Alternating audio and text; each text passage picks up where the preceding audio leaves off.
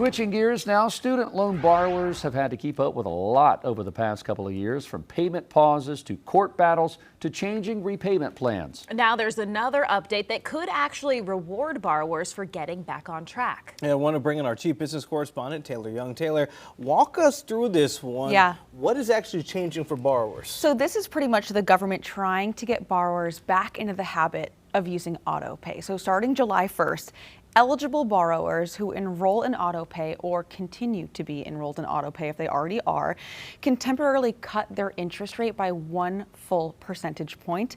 And that's through June 2028. And I think that is a pretty big deal, because right now people who are enrolled in auto pay only get about 0.25% discount, so that they have already been receiving. So that goes from 0.25% to a full percent. All right, that full percent sounds really good, but is it actually meaningful? So it can be, right? So it really depends on how much you owe and how long you owe for. But if you are someone who owes tens of thousands of dollars, that 1% being shaved off can essentially save you hundreds of dollars over that 2-year span.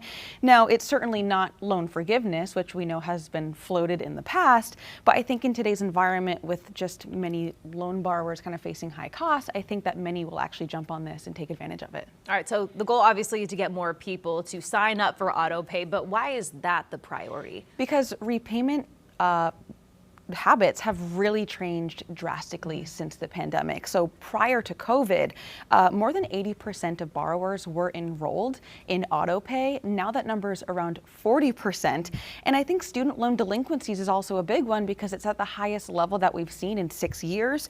So this seems to be less about handing out kind of a discount and more about just trying to get borrowers back into paying their payments on time and regularly. So do we expect borrowers to jump on this? Are there any downsides to enrolling in it? So I don't think there's many downsides. I do think that borrowers who can comfortably handle these payments regularly every single month are more likely to kind of jump on the bandwagon of doing it, especially that it's a free discount, right? But I think you'll also have some borrowers who maybe their income isn't the same every month, and they might be a little bit more hesitancy to just sign up for something knowing that money is automatically going to be taken out of their account.